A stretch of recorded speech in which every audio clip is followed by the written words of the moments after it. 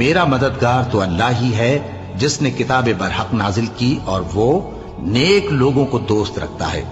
اور جن کو تم اللہ کے سوا پکارتے ہو وہ نہ تمہاری مدد کی طاقت رکھتے ہیں اور نہ خود اپنی ہی مدد کر سکتے ہیں، اور اگر تم ان کو سیدھے رستے کی طرف بلاؤ تو سن نہ سکیں، اور تم انہیں دیکھتے ہو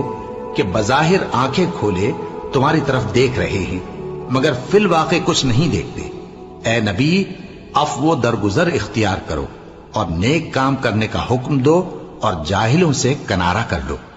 اور اگر شیطان کی طرف سے تمہارے دل میں کسی طرح کا وسوسہ پیدا ہو تو اللہ سے پناہ مانگو،